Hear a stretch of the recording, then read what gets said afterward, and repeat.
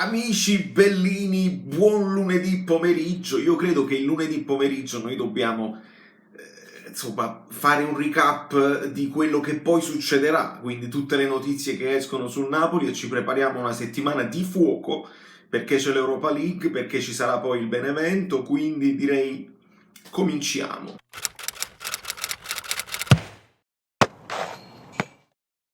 Vi invito a scaricare OneFootball, che è un'app che se voi mettete come, diciamo, squadra preferita il Napoli, no? Poi dopo voi potete andare a vedere tutte le notizie nello specifico e vedete per esempio che l'avvocato Grassani parla di una sentenza attaccabile e ribaltabile, si parla di sogni di gloria, noi dobbiamo fare un pochino i pompieri, Osimhen. Ah, che cos'è Sarri? Perché c'è Sarri là? Assessore, rinviate la gara. Attenzione. Quindi, volendo fare un recap, prima di tutto volevo cominciare con la notizia del giorno, che è l'avvocato, vabbè, siamo troppo abituati a parlare di giurisprudenza. No, l'arbitro Fornò, declassato da arbitro di Crotone Juve a quarto uomo in Serie B in 48 ore. Allora, voi sapete che io sono quello là, fake news, questa qua è una quasi fake news, nel senso dobbiamo stare attenti anche noi quando poi facciamo delle denunce a dire vedete, li toccano, appena succede qualcosa che a loro non piace, loro intervengono e fanno punire gli arbitri oppure la Lega. Allora, calma. C'è da dire, io faccio sempre l'avvocato del diavolo, quando leggo una notizia, io cerco sempre come loro poi la giustificherebbero, perché c'è sempre una pezza a colori. Quindi diciamo immediatamente che quest'anno, specialmente, gli arbitri di Serie A vanno anche in Serie B e viceversa, perché vogliono far crescere nuovi arbitri e quindi ci sarà un'alternanza. È immaginabile che questa non è da vedere come una punizione per l'arbitraggio, che tra l'altro mi è sembrato pulito e tranquillo. Non tutti la pensano così, ma queste sono opinioni e le opinioni vanno sempre rispettate. Però in questo caso, quando un arbitro subito dopo una partita viene mandato a fare un'altra cosa, non importa che sia Serie B, comunque non è una punizione perché prendono altri soldi, gli arbitri lavorano a gettone, quindi sotto questo punto di vista non dobbiamo considerare una punizione. Al massimo dobbiamo poi guardare e seguire come andrà la carriera dell'arbitro, se poi sarà riproposto in Serie A presto, se allenerà altre squadre importanti, se arbitrerà quella squadra lì, insomma.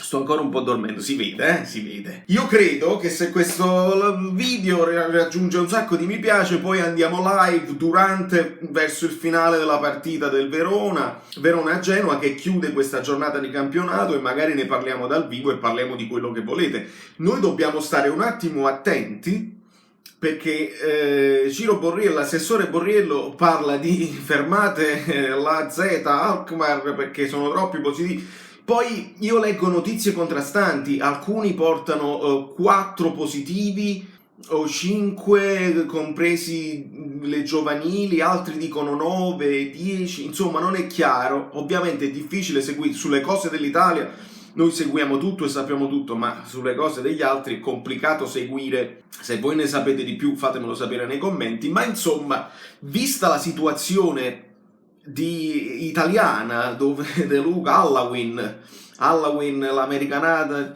posso anche essere d'accordo sotto questo punto di vista, però è evidente che siamo di fronte a un DPCM, CPM in continuo cambiamento, quindi dobbiamo un attimo valutare la situazione. Io credo che se non li bloccano là, arriveranno e vanno rispettando tutte le prassi, dovremmo stare tranquilli, perché non so quando si sono positivizzati gli altri. Quindi se il resto dei giocatori non è stato a contatto e sono negativi fino alla fine, non ci dovrebbe essere problema.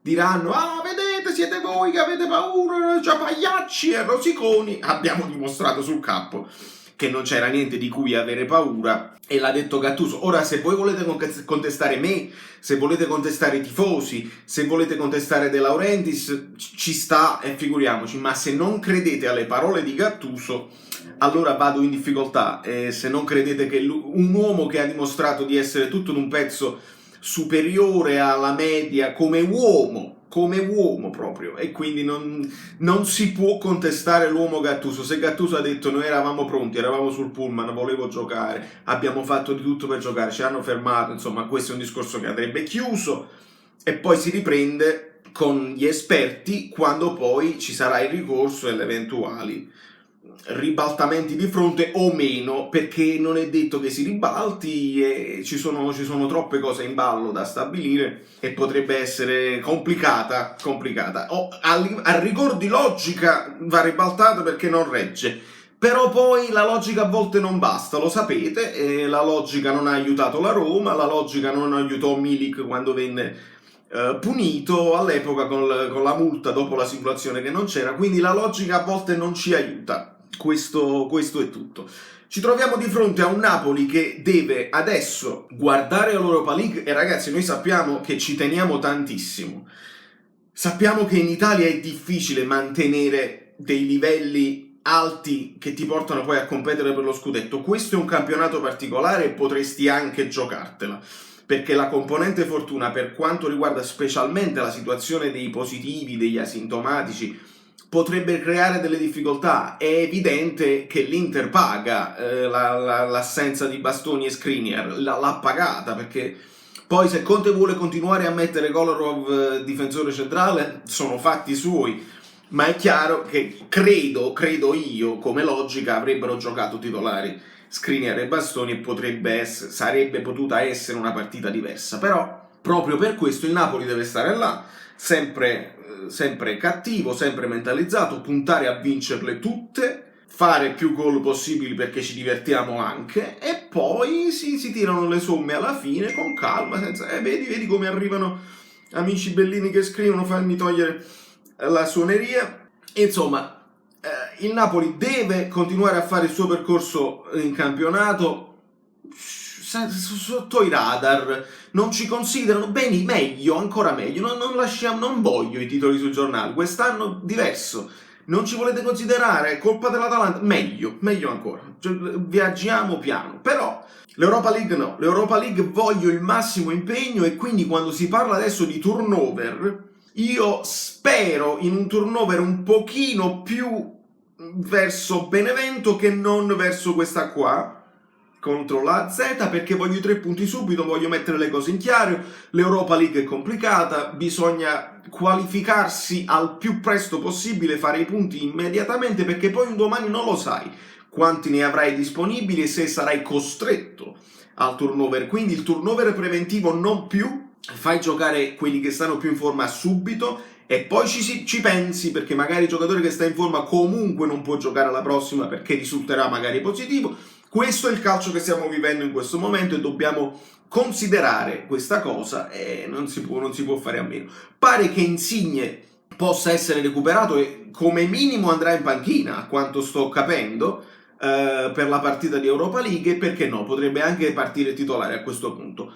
Parlando di Insigne, un piccolo accennino verso Benevento, questo è il lunedì che prepara tutte le notizie della settimana. Io ho visto la partita Roma-Benevento, è finita 5-2, ma non lasciatevi ingannare, il Benevento ha giocato non c'è male, Insigne Roberto entra nel secondo tempo e è proprio uguale al fratello, solo dall'altra parte, cioè un mancino che gioca sulla destra uguale al fratello, la mette a terra bene, lo cercano moltissimo, ispira, i suoi movimenti a rientrare liberano poi il terzino che era Letizia e poi è stato Maggio nel secondo tempo, però bisogna tenere d'occhio perché il Benevento gioca benino, da Caprari, ma un altro folletto che ti sfugge spesso, la Padula comunque qualche gol lo fa sempre, insomma bisogna tenerli d'occhio perché Inzaghi non guarda in faccia a nessuno, a volte è pure troppo, dovrebbe alle volte mantenersi un pochino la palla e magari poteva strapparlo un pareggio alla Roma che poi dopo ha dilagato perché hanno lasciato troppi spazi. Ecco che il Napoli potrebbe, se lasciano troppi spazi, punirli seriamente, ma questo ne parleremo più in là. Adesso ci dobbiamo concentrare sull'Europa League. Fatemi sapere se vi va che vada live più tardi, lasciatemi commenti, like e cose varie.